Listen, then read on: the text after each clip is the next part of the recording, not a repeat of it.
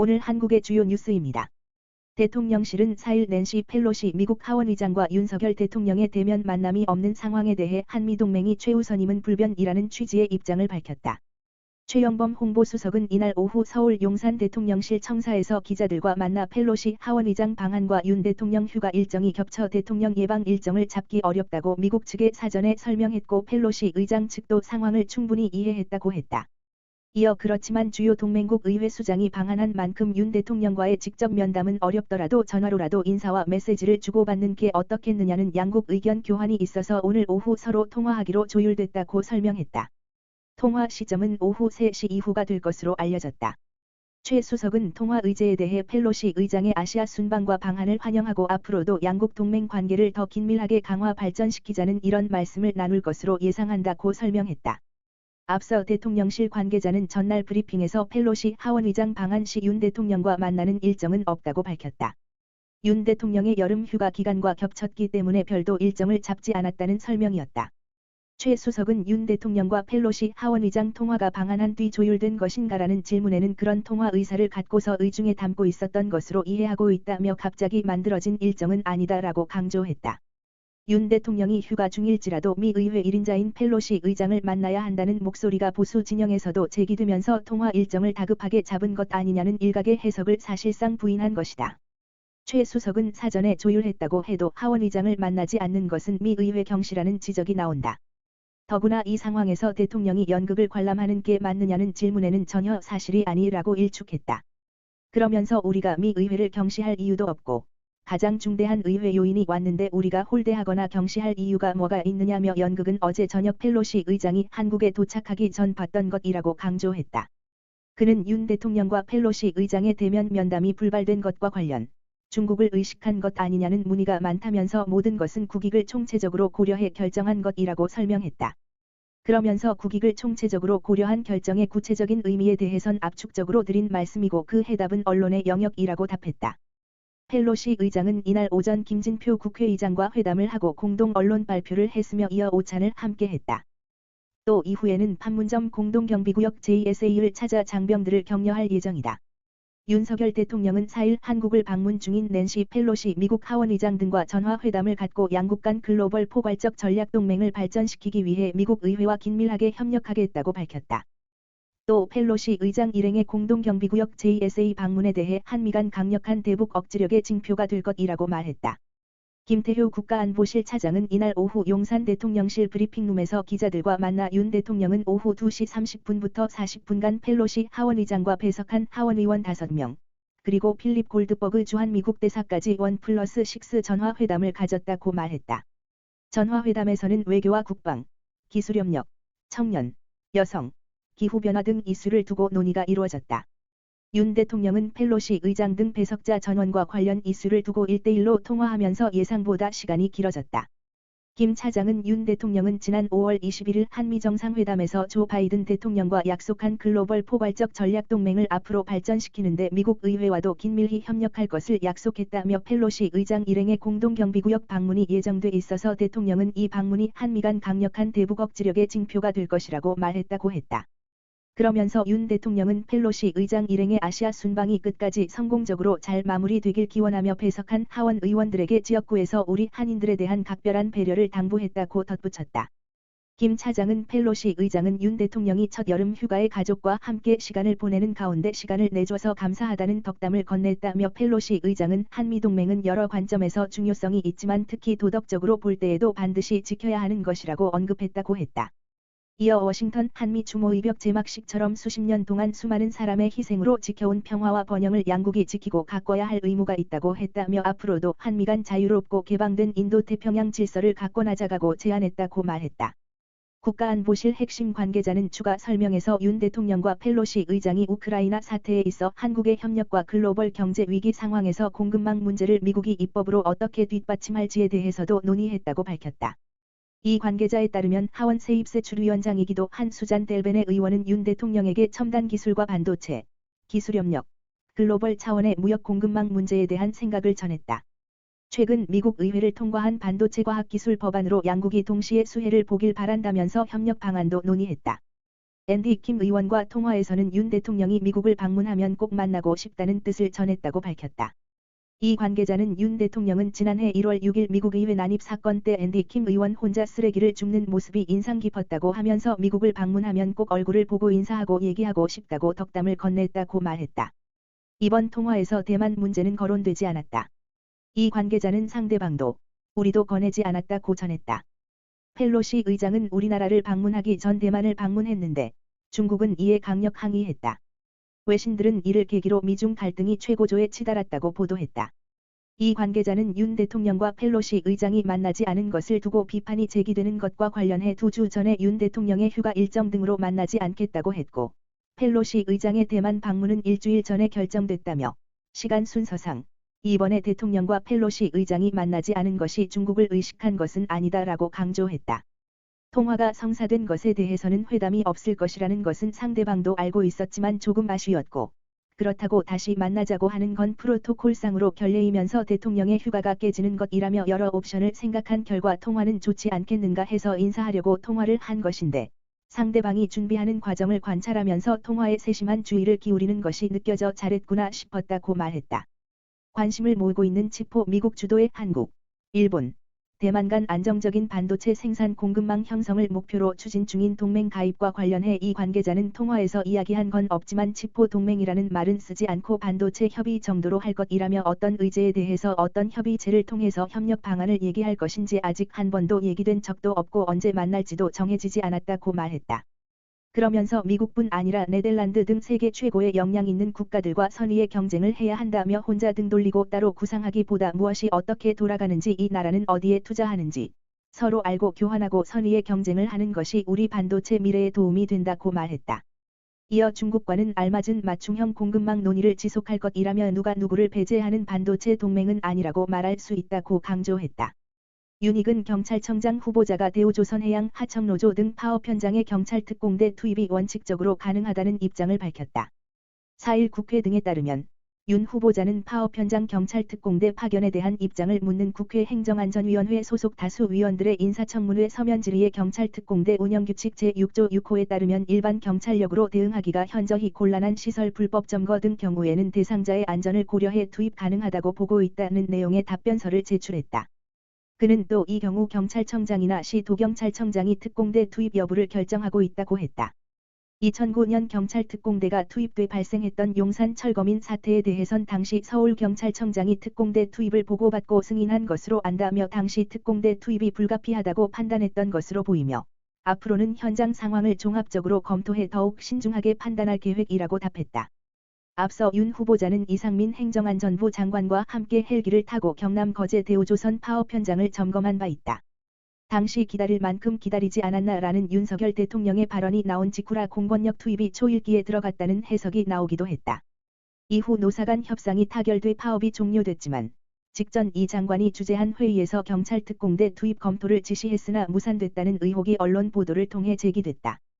차이 잉원 대만 총통이 낸시 펠로시 미국 하원의장의 방문에 반발해 벌인 중국의 군사훈련에 대해 자국의 주권 수호 의지를 강조하면서 안보 위협을 자제할 것을 촉구했다.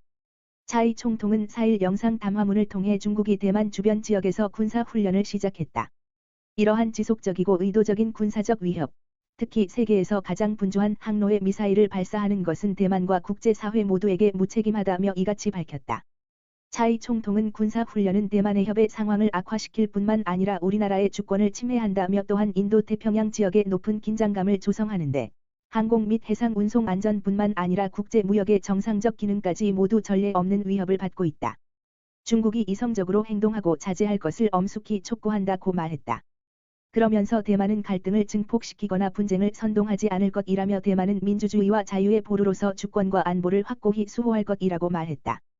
차이 총통은 국제사회의 민주적인 대만을 지지하고 일방적이고 비이성적인 군사행동을 중단시키기 위해 힘을 모을 것을 요청하고 싶다며 대만의 협의 평화는 이 지역 모든 사람들의 공동 책임이라는 것을 다시 강조하고 싶다고 말했다. 차이 총통은 우리는 양안의 현 상태를 유지하기 위해 최선을 다하고 있으며 건설적인 대화에 열려 있다며 대만은 위협에 결코 굴복하지 않을 것이라고 말했다. 앞서 대만 국방부는 홈페이지를 통해 중국 공산당이 이날 오후 1시 56분부터 4시까지 대만 북부, 남부, 동부를 둘러싼 해역에 여러 차례에 걸쳐 둥펑 계열 탄도미사일 11발을 발사했다라고 말했다. 이어 국군이 다양한 조기 경보와 감시 정찰 장치를 사용해 발사 움직임을 즉시 파악하고 관련 방어 시스템을 활성화해 전투 준비 태세를 강화했다라며 지역 평화를 저해하는 불합리한 행동을 규탄한다고 강조했다. 만 외교부도 중국 군사 훈련에 대만의 국가 안보를 위협하고 지역적 긴장을 고조하며 정기적인 국제 운항 교역에 영향을 미친다며 중국 정부를 강력하게 규탄한다고 말했다. 낸시 펠로시 미국 하원의장의 대만 방문으로 인한 중국의 분노가 대만에 쏠릴 것이란 관측이 나온다. 현실적으로 중국이 미국을 응징할 수는 없기 때문이다. CNN 방송은 3일 워싱턴 싱크탱크 스팀슨 센터의 중국 전문가 윤선의 분석을 통해 중국의 군사훈련은 대만을 쥐어짜겠다는 뜻이라며 대만을 노리는 중국군의 압박이 예측 가능한 시일에 새롭게 고조될 것이라고 내다봤다. 자오춘산 대만 담강대 대륙연구소 명예교수도 4일 홍콩 명보에 중국이 대만을 매우 고통스럽게 만들 것이라며 이번 대만 방문의 최대 승자는 펠로시 의장이다. 그가 떠나면서 많은 문제를 남겼다고 평가했다. 대만은 경제적 대가도 치러야 할 것으로 보인다. 전날 중국 해관 총선은 대만산 과일과 어류 등의 수입을 잠정 중단했다. 중국 상무부도 대만의 천연 모래 공급을 끊겠다고 발표했다. 모래는 반도체의 핵심 성분인 실리콘의 재료다. 대만을 먹여 살리는 반도체 산업에 상징적이나마 타격을 가하려는 속내다. 타이베이에선 갑론을박이 이어졌다. 보수 성향 연합보는 펠로시는 전 세계에 자신의 존재감을 알리고 떠났다. 하지만 2,300만 대만인은 4차 대만해협 위기를 떠안았다고 지적했다. TVBS 방송도 중국의 군사훈련 무역 보복 등으로 대만이 스트레스 테스트 상황에 놓였다. 중국과 대만이 체결한 경제협력기본협정도 영향을 받을 것이라고 우려했다. 반면 대만 독립을 지지하는 자유시보는 미국과 일본, 유럽연합 등과 손잡고 중국의 괴롭힘을 막아내야 한다고 일갈했고, 관영중앙통신도 펠로시 방문을 계기로 국제사회가 중국의 위협과 공포를 좀 더 자세히 지켜보게 됐다고 의미를 부여했다. 그의 방문이 부적절했다는 비판론도 나왔다. 지난 2일 연합보가 주민 1만 8,300여 명을 상대로 실시한 여론조사에 따르면 응답자의 64%가 펠로시 의장의 대만 방문을 반대한다고 답했다. 양안 관계가 더 나빠질 것이라는 이유다. 차이잉원 대만 총통의 외교력과 위기 관리 능력 역시 시험대에 올랐다. 몇 달 뒤 퇴임하는 펠로시 의장에게 민주주의 수호 약속을 받아내긴 했지만 끝을 알 수 없는 중국의 군사 경제 압박을 견뎌야 하는 혹독한 현실을 직면해야 해서다. 일각에서는 차이 총통이 올해 11월 치러질 지방선거에서 승리하려고 펠로시 대만 방문이라는 승부수를 던졌다는 분석이 제기된다. 최근 차이 총통은 코로나 대응 미숙 등으로 지지율이 30%대까지 떨어졌다. 지방선거에 앞서 전국의 판을 흔들고 지지층을 결집시키고자 펠로시 카드를 꺼내 들었다는 설명이다. 대한민국 공군 특수비행팀 블랙이글스가 3일 이집트 피라미드 상공의 태극 무늬를 그리며 현지인들의 이목을 사로잡았다. 아프리카 중동 지역 제1의 군사강국인 이집트가 외국 공군 특수비행팀의 국보 피라미드 위 하늘을 허락한 것은 블랙이글스가 처음이다.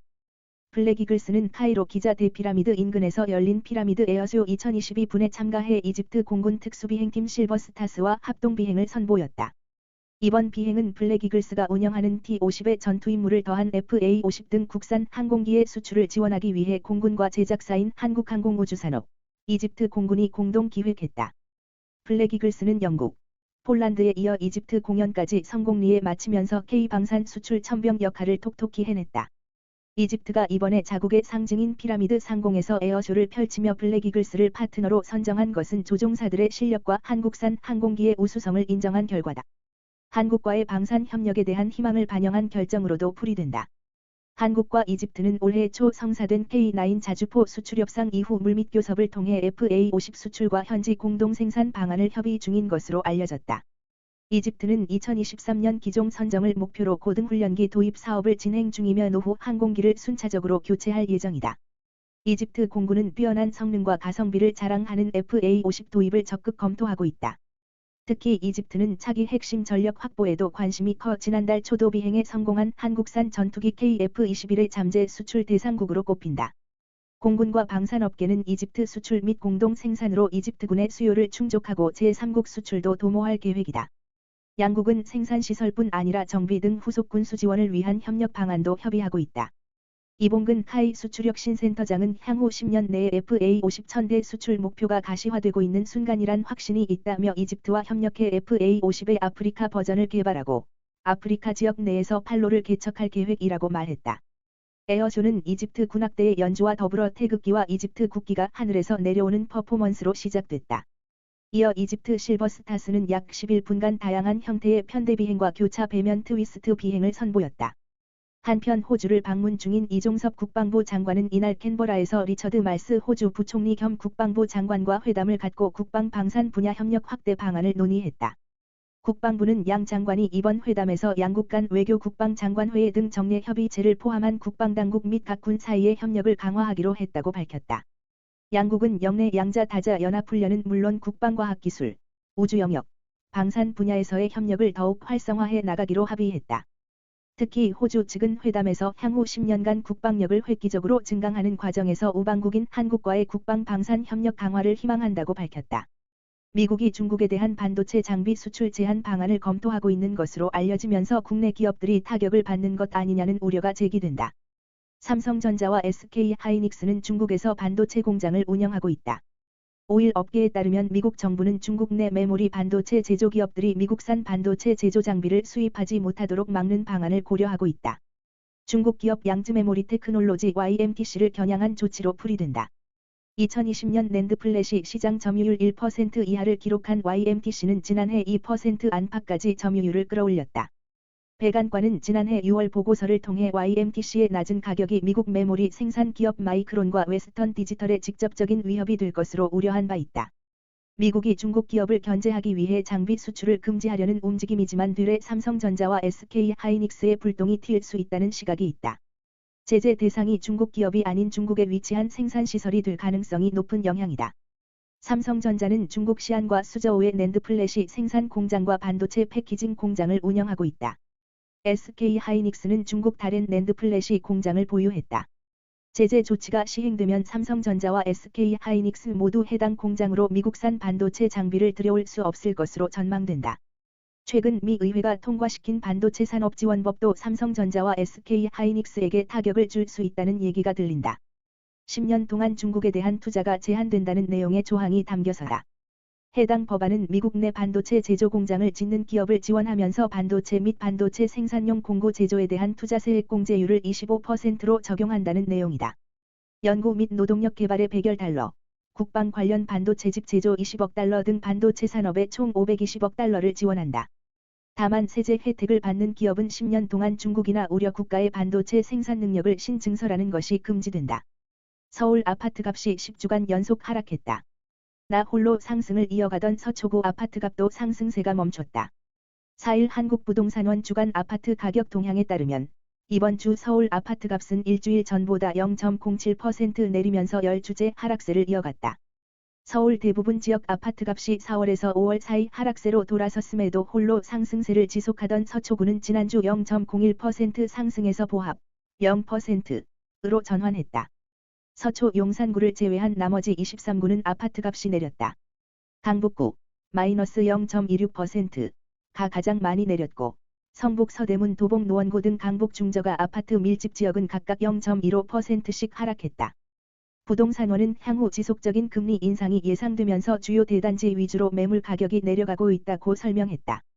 경기, 인천은 일주일 사이 하락폭이 커졌다. 경기도에서는 광주와 수원 영통구의 집값 하락폭이 0.26%로 가장 컸고, 인천에서는 송도 신도시가 있는 연수구의 하락세가 두드러졌다. 수도권 전체 아파트값은 0.09% 내렸다. 대출 금리 인상 여파로 전세 수요가 줄어들면서 수도권 아파트 전셋값은 이번 주 0.07% 하락했다. 전국금융산업노동조합이 6%대 연봉 인상 등을 요구하며 다음 달 16일 총파업을 예고했다. 금융노조는 오는 19일부터 총파업 찬반 투표에 나선다. 실행까지 이어질 경우 2016년 박근혜 정부 당시 성과연봉제 등에 반발해 총파업을 벌인 지 6년 만이다. 5일 금융권에 따르면 박홍배 위원장 등 총파업 지도부는 지난 1일부터 전국 지역을 순회하면서 총파업 일정과 쟁점 등을 논의하는 자리를 갖고 있다. 금융노조는 국민신한 등 시중은행을 비롯해 국책은행, 지방은행 등 전국 39개 지부가 소속돼 있다. 금융노조에 따르면 노사는 지난달 6일 임금협상이 결렬된 이후 중앙노동위원회 조정까지 갔지만 협의점을 찾지 못하면서 조정 중지 결정이 났다. 금융노조 측은 6.1%의 임금 인상을 요구했고, 사용자 측은 1.4%를 주장하면서 서로 이견을 좁히지 못한 것으로 전해졌다. 박 위원장은 대화가 가장 좋은 방법이지만 정당한 보상, 신규 채용 확대와 정년 연장 효과가 없는 임금 피크제 개선, 국책은행 지방 이전 반대, 해고 간부 복직 등은 대화로 해결할 문제가 아니다라고 강조했다. 과거 금융노조는 총 3차례 총파업을 진행했다.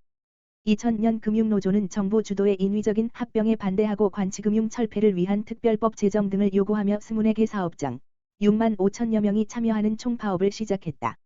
이 파업은 정부와 금융노조가 합의를 하면서 하루 만에 종료됐다. 이어 2012년에는 91.3% 찬성률로 총파업이 가결됐지만 실제 파업은 하지 않았다. 하지만 2년 뒤 다시 파업이 일어났다. 역시 관치금융 철폐, 낙하산 인사 저지, 정부의 노사관계 개입 반대, 고용안정 및 근로조건 개선 등을 예고하면서 2014년 9월 3일 총파업을 단행했다. 이후 9월 30일 2차 총파업도 예고했지만 무산됐다. 가장 최근의 파업은 2016년이다. 당시 서울 마포구 월드컵 경기장에서 3만 5천 물결표 쌓인 4만 명가량이 집결해 성과연봉제 도입 폐지를 주장했다. 당시 사용자 측과 일부 합의하며 파업이 마무리됐다. 이번 총파업에 대한 금융노조의 의지는 강력한 상황이다. 금융노조는 다음 달 초까지 각 지역 결의대회를 마친 뒤 본격 파업에 돌입할 것으로 보인다. 다만 총파업이 진행될 경우에도 영업점의 피해는 최소화한다는 방침이다. 코로나19 이후 비대면 업무가 활성화돼 영업 지장이 크지 않을 것이라는 전망도 나온다. 금융노조 관계자는 아직 구체적인 방침이 정해진 것은 아니지만 영업 지점에 적정 인력은 남겨둘 것이라고 말했다. 일각에서는 부정적인 여론을 의식하는 분위기도 감지된다.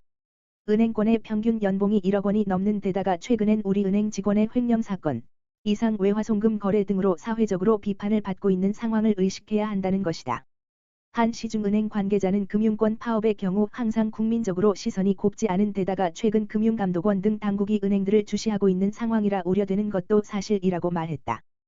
또 다른 시중은행 관계자는 은행원들도 부정적인 여론을 의식하고 있다며 투표가 부결될 가능성도 있다고 전했다. 자정이 넘었는데 학원에 간 중학생 딸이 연락이 되지 않는다는 신고를 받고 출동한 경찰이 뜻밖의 장소에서 여중생을 발견했다. 인천경찰 페이스북에 따르면 인천 중부경찰서는 자정이 넘었는데 학원에 간 딸이 연락이 안 된다는 아버지의 다급한 신고를 받고 중학생인 딸 A양이 마지막으로 있었다는 건물을 찾아갔다. 자정이 넘은 늦은 시각, 건물의 문은 굳게 닫혀 있어 들어갈 수 없었다. 이에 경찰은 건물 관리인의 협조를 얻어 내부에 진입, 2인 1조로 나눠 1시간가량 14층 건물 모든 층을 수색했다. 하지만 A양을 찾을 수 없었던 경찰은 마지막으로 A양이 다닌다는 학원을 찾아갔다. 학원 문틈으로 손전등을 비추어 내부에 독서실이 있다는 사실을 확인한 경찰은 문을 수차례 두드렸다. 그러자 안에서 작은 인기척이 들려왔다. 내부에 사람이 있음을 확인한 경찰은 호루라기와 손전등을 이용해 신호를 보냈다. 문이 열렸자 안에서 학생 한 명이 나왔다. 바로 신고가 접수된 A양이었다. 알고 보니 독서실에서 공부하다가 귀마개를 꽂은 채 잠이 들었고 학원 문이 닫히는 것을 미처 몰랐던 것이다. 경찰은 A양을 아버지에게 데려다줬다. 마음을 졸이던 A양 아버지는 A양을 보자마자 얼굴을 매만지며 안도했다. 이후 A양은 무사히 아버지와 함께 귀가했다. 코로나19 재유행이 이어지는 가운데 지난달 코로나19에 감염된 뒤 사망한 10세 미만 어린이가 4명으로 확인됐다. 중앙방역대책본부는 7월 한 달간 만 10세 이하 코로나19 사망자는 총 4명으로 경기도 2명, 세종시 광주광역시에서 각 1명씩 발생했다고 4일 밝혔다. 가장 먼저 지난달 11일 경기 안양시의 한 초등학교 1학년 어린이가 확진 판정을 받고 재택치료를 하던 중 상태가 악화돼 응급실로 이송됐지만 숨졌다. 지난달 12일에는 경기에 사는 10세 이하 어린이가 코로나19 확진 판정 이후 응급실에서 치료를 받다 사망했고, 광주의 한 어린이는 코로나19 의심 증상이 나타나 찾은 병원 응급실에서 확진 판정을 받았다. 이 어린이는 치료를 받았으나 다음날 숨졌다. 지난달 15일엔 세종의 한 초등학교 3학년 어린이가 확진 판정을 받은 뒤 고열과 경련 증상이 나타났다. 이 어린이는 응급실로 옮겨져 치료를 받았으나 이튿날 숨졌다. 백경란 질병관리청 청장 겸 중앙방역대책본부 본부장은 이날 정례 브리핑에서 확진된 영유아가 해열제로도 열이 조절되지 않거나 탈수 등으로 의식저하 증상이 발생했을 때에는 좀 위험할 수 있어 의료기관을 방문해 치료를 받는 게 좋겠다라고 밝혔다. 이상원 방대본 역학조사 분석단장도 영유아가 코로나19에 감염 이후에는 일정 기간 잘 관찰해야 한다며 갑자기 증상이 나빠질 경우 망설이기보다는 일단 빠르게 의료기관을 찾아 검사와 처치를 해줘야 한다고 강조했다. 이날 0시 기준 코로나19 누적 사망자는 25,144명이다. 이 중 10세 미만의 영유아 및 소아는 27명, 0.11%이다. 현재 치료 중인 위중증 환자 310명 중 10세 미만은 4명, 1.29%이다. 장애인 전용 주차구역에 주차한 장애인 차량의 타이어가 2번 연속으로 훼손돼 경찰이 고의성을 의심하고 수사에 나섰다. 4일 경남 마산동부경찰서에 따르면 창원시 마산의원구 한 대단지 아파트 장애인 전용 주차구역 차량의 타이어가 지난달 20일과 28일 연속으로 훼손됐다. 피해 차주 A씨는 타이어가 날카로운 물체에 의해 뚫린 자국이 남아있는 점을 토대로 이웃 중 누군가가 고의로 타이어를 훼손했다고 보고 경찰에 신고했다. A씨는 온라인 커뮤니티 보배드림에 글을 올리고 아파트 장애인 주차구역에 주차한 차량을 여러 차례 신고한 뒤로 누군가 자신의 차량 타이어를 송곳으로 찔러 구멍을 냈다고 토로했다. 중증 장애가 있는 아이를 포함해 2아이를 키우는 엄마라고 자신을 소개한 A씨는 아파트에 장애인 전용 주차구역이 없어 관리사무소에 요청한 끝에 전용 주차구역이 생겼으나 비장애인 차량이 주차해 정작 장애인 차량은 주차하기 어려웠다고 밝혔다. 그는 장애인 자동차 표지를 보고도 비장애인 차량이 매일 장애인 전용 주차구역에 주차해 여러 차례 안전신문고에 신고했다며 일부러 전화를 받지 않고 일주일에 5일 이상 주차하는 차도 있다고 지적했다. A씨는 이후 멀쩡하던 타이어가 갑작스레 펑크나는 사건을 겪었다. 그는 아이가 아파서 병원 가려고 차에 아이들을 태워 나오는데 제 차 타이어 공기압이 낮다고 경고등이 뜨더니 뒤 타이어가 3분의 1쯤 남아있고 내려앉았다. 수리점에 가서 중고로 급하게 타이어를 바꿨다고 말했다. 이어 타이어 수리점에서 구멍 난 타이어를 빼서 보시더니 누가 찔렀다고 하시더라 라며 타이어를 송곳으로 찍어서 안에 뚫려있는 표시가 있었다. 너무 화가 나더라 라고 했다. 그러면서 A씨는 관리사무소에 CCTV 확인을 요청하고 경찰에 신고했다고 전했다. 경찰은 고의로 타이어를 훼손한 사실이 확인되면 재물손괴 혐의를 적용할 수 있다고 보고 CCTV 분석과 탐문 수사를 이어가고 있다. 21개월 여자아이가 잠들지 않자 이불을 덮고 엎드리게 한 채 몸으로 눌러 움직이지 못하게 해 숨지게 한 혐의로 기소된 어린이집 원장이 징역 9년을 확정받았다. 대법원 1부는 아동학대범죄의 처벌 등에 관한 특례법 위반 등의 혐의로 기소된 A씨의 상고심에서 징역 9년을 선고한 원심을 확정했다고 5일 밝혔다. A씨는 지난해 3월 30일 대전 중구의 어린이집에서 생후 21개월의 비양을 숨지게 한 혐의 등으로 재판에 넘겨졌다. 어린이집 원장인 A씨는 비양을 재우려 했지만 발버둥 치자 낮잠 이불 위에 엎드리도록 눕혀 목덜미까지 이불을 덮었다. 이후 자신의 다리와 팔로 비양이 움직이지 못하도록 결박한 것으로 조사됐다. A씨는 이 자세를 약 11분간 유지했다. 비양이 움직이지 않자 A씨는 이불을 걷어냈다. 하지만 다시 바로 눕히지 않고 엎드린 채로 비양을 1시간 동안 방치했다. 아이는 결국 질식사로 숨졌다. A씨는 이 밖에도 아이를 재울 때 결박하는 방식으로 35차례에 걸쳐 아동을 학대한 혐의를 받았다. 그는 아이들이 머리를 들어 올리거나 뒤척이면 머리를 바닥으로 내리밀거나 뺨을 때리는 등의 행동을 한 것으로 드러났다. A씨의 친자매이자 만 2세 반 담임교사인 여동생도 재판에 넘겨졌다. A씨가 아동학대할 때 제지하지 않고 방조한 혐의였다.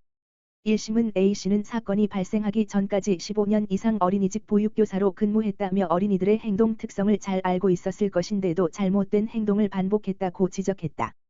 그러면서 A씨의 범행으로 피해 아동은 고통을 호소하지 못한 채 생명을 잃었다면서 그 부모들은 만 2세도 되지 않은 어린 딸이 믿고 맡긴 곳에서 죽었다는 차마 받아들일 수 없는 현실 앞에서 신음하고 있다고 질타했다.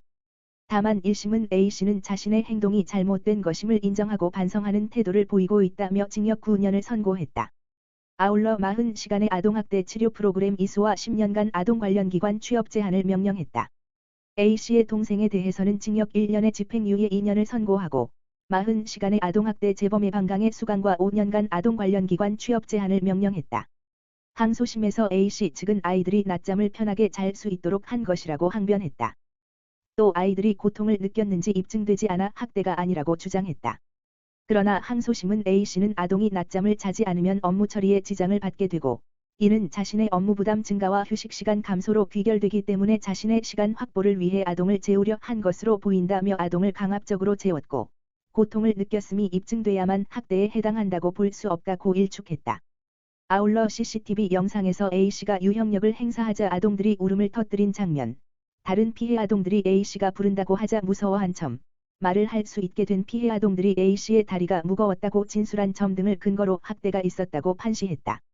그러면서 A씨는 자신의 행위로 아동 신체의 건강 및 발달을 해치는 결과가 발생할 위험이나 가능성이 있음을 미필적이나마 인식했다며 1심 판단을 그대로 유지했다. 경찰이 이재명 더불어민주당 의원 배우자 김혜경 씨의 법인카드 유용 의혹과 관련해 조사를 받은 뒤 숨진 참고인의 휴대전화를 분석하기로 했다. 경기 수원남부경찰서는 지난달 26일 숨진 이 사건 참고인 A씨의 휴대전화를 디지털 포렌식해 분석하고 있다고 4일 밝혔다. 다만 경찰은 일반적인 수사 절차라는 점을 분명히 했다. 정확히 밝혀지지 않은 사망 경위를 확인해 타살 가능성이 없다는 점을 명확히 하기 위한 목적이라는 것이다. 앞서 경찰은 국립과학수사연구원의 A씨 시신을 부검 의뢰해 외력에 의한 상처 등은 없다는 한 차 소견을 전달받았다. 정확한 분석 결과가 나오기까지는 다소 시일이 걸릴 것으로 보인다. 이재명 의원의 아내 김씨가 연루된 법인카드 유용 의혹 사건의 참고인인 A씨는 한 차례 경찰 조사를 받은 이후인 지난달 26일 수원시 자택에서 사망한 채 발견됐다. 경찰은 외부 침입 흔적이 없는 점과 현장 상황 등을 바탕으로 A씨가 극단적 선택을 한 것으로 보고 있다. 현장에서 유서 등은 발견되지 않았다. A씨는 이 사건 핵심 피의자인 전 경기도청 총무과 별정직 5급 직원 배모 씨의 지인이다. A씨가 숨진 채 발견된 빌라도 배씨 모녀가 소유한 건물로 알려졌다. 그는 최근 경기남부경찰청에 출석해 한 차례 조사를 받은 것으로 확인됐다. A씨는 국군기무사령부 출신 전직 군인이기도 하다. 이재명 의원이 경기도지사로 재직하던 2020년 말 경기도 산하 공공기관인 경기도경제과학진흥원에서 비상임이사로 임명됐다. A씨에게 이재명 의원이 대선 경선을 치를 당시 후보 캠프에서 운전기사로 일한 이력이 있어 이재명 의원 측과의 연관 의혹이 꾸준히 제기됐다. 이재명 더불어민주당 의원의 배우자인 김혜경 씨의 법인카드 유용 의혹 최초 제보자인 공익신고자가 해당 의혹 사건의 핵심 인물로 불리는 배모 씨를 고소할 것이라고 밝혔다. 공익신고자 A씨는 지난 4일 유튜브 채널인 백브리핑과의 전화 인터뷰를 통해 배 씨로부터 받은 상처에 대해 꼭 책임을 물을 것이라며 고소 예정이다라고 밝혔다. A씨는 배 씨가 자신에게 저지른 잘못에 대해서는 구체적으로 언급하지 않았으며 배 씨를 어떤 혐의로 고소할지도 밝히지 않은 것으로 알려졌다. 그는 지난 3일 배 씨가 피의자 신분으로 조사를 받은 것에 대해서는 지금이라도 사실을 이야기했기를 바란다면서 사건 당시 배 씨는 입장문을 내 사과했고 김 씨는 국민들 앞에서 고개를 숙여 사과했는데 공익신고자에게 사과한 적이 있느냐는 백브리핑 측 질문에는 없었다고 답했다. A씨는 지난 4월 국민권익위원회로부터 공익신고자로 인정받아 경찰의 신변보호 조처가 이루어졌지만 6개월의 기간이 이번 달에 끝나 다음 달부터는 신변보호를 받지 못할 수도 있는 것으로 전해졌다. 이에 A씨는 신변보호 조처 종료 전에 연장에 관한 회의가 있다고 한다면서 언론 등에서 많이 도와주고 있다. 보호가 필요하고 신변보호 연장이 되기를 바란다고 언급했다. 이재명 더불어민주당 의원이 지난 대선을 앞두고 자신의 자택 옆집을 경기주택도시공사 GH 명의로 빌려 선거 준비 용도로 썼다는 의혹과 관련 경찰이 이 의원 아내 김혜경 씨의 측근 배모 씨가 옆집 주인을 대신해 부동산 중개소에 전세를 내놓은 정황을 확보한 것으로 4일 알려졌다. 이는 GH의 전세 임차 과정에 전혀 관여하지 않았다며 해당 의혹을 전면 부인했던 이 의원 측 입장과 배치되는 내용이다. 이재명 의원은 1998년부터 성남시의 한 아파트에 거주하고 있다. 경찰 등에 대한 본지 취재를 종합하면 배 씨는 2020년 여름쯤 부동산 중개소를 찾아가 옆집을 전세 매물로 내놨고 GH는 2020년 8월 6일 보증금 9억 5천만 원의 집주인과 전세 계약을 맺었다는 것이다. 경기남부경찰청은 이와 관련해 부동산 중개업자를 소환 조사했던 것으로 알려졌다. 경찰은 해당 전세 계약이 정상적 거래로 보이게 하기 위해 부동산 중개소에 내놓을 필요가 있었고 배 씨가 윗선의 지시로 그 과정에 관여했을 가능성을 수사 중인 것으로 알려졌다. 이 의원 자택과 옆집은 현관문이 나란히 이웃해 있는 구조다. 올 2월 대선 과정에서 국민의힘 측은 GH가 임차한 이재명 의원 옆집이 이재명 의원의 선거사무소 등으로 사용됐을 수 있다는 의혹을 제기했다. GH가 이 아파트를 임차한 것은 1인당 전용 면적을 제한한 합숙소 운영 및 관리 지침을 어겼다는 지적도 나왔다. 하지만 경찰은 전세 임차 과정에 관여한 배 씨가 당시 경기도 총무과 별정직 5급 비서관으로 김혜경 씨의 수행비서 역할을 했다는 점을 주목하고 있다고 한다. 배 씨는 김혜경 씨에게 음식 배달을 하면서 경기도 법인카드를 사적으로 유용했다는 의혹의 핵심 인물이기도 하다. GH가 전세 계약을 맺을 당시 이재명 의원 옆집은 80대 A씨 소유로 아들 B씨 가족이 거주하고 있었다고 한다. B씨는 이재명 의원이 성남시장으로 있던 2011년 성남시 산하 공공기관에 특채됐고 B씨 아내는 성남시 산하기관에서 일하는 등 김혜경 씨, 배 씨와 친분이 있는 것으로 알려져 있다. 법조인들은 배 씨 진술에 따라 당시 이재명 의원 측 해명이 거짓으로 드러날 경우 선거법 위반에 해당할 수 있는 상황이라고 했다. 경찰은 지난 3일 배 씨를 소환 조사했다. 한편 경찰은 법인카드 유용 의혹으로 참고인 조사를 받은 뒤 지난달 26일 극단적 선택을 한 배 씨의 지인 김모 씨 휴대전화를 포렌식해 사망 경위를 파악 중인 것으로 전해졌다. 경찰은 또 법인카드 의혹을 처음 폭로했던 공익신고인을 참고인으로 이날 소환 조사했다. 법조계에서는 이 사건 윗선으로 지목돼 온 김혜경 씨 소환도 임박했다는 관측이 제기된다. 국민의힘 이준석 당대표에게 성상납을 한 의혹으로 경찰 조사를 받는 김성진 아이키이스트 대표 측이 이준석 당대표를 즉각 소환 조사해야 한다며 추가 상납 주장을 내놨다. 김 대표의 법률대리인 강신업 변호사는 5일 경찰의 4차 접견 조사를 앞두고 서울구치소 앞에서 취재진을 만나 증거가 많아서 즉각 소환 조사를 할 수 있었고 압수수색도 해야 했던 게 마땅하다고 말했다.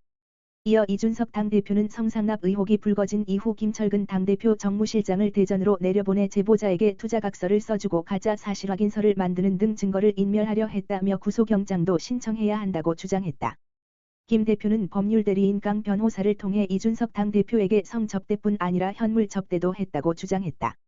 김 대표는 2013년 8월 23일 이준석 당대표가 대표 교사로 있던 자원봉사단체 모임에 900만 원 상당의 화장품 세트를 보냈다며 영수증 등 증거도 있다고 전했다. 김 대표는 또 2013년 추석에 60만 원 상당의 한우 세트를 보낸 것을 시작으로 2015년까지 명절 선물도 보냈다고 진술한 것으로 알려졌다. 강 변호사는 이준석 당대표가 뇌물성 접대를 받고 박근혜 대통령을 아이키이스트로 데려오게 한 것이라며 이 대표에 대한 소환 조사가 필요하다고 목소리를 높였다. 김 대표 측은 이날 경찰 조사 이후 서울 강남경찰서를 찾아 이준석 당대표를 무고 혐의로 고발했다. 강 변호사는 이준석 당대표가 성접대를 받았음에도 그런 사실이 없다며 의혹을 제기한 가로세로 연구소 측을 고소한 데 따른 것이라고 설명했다.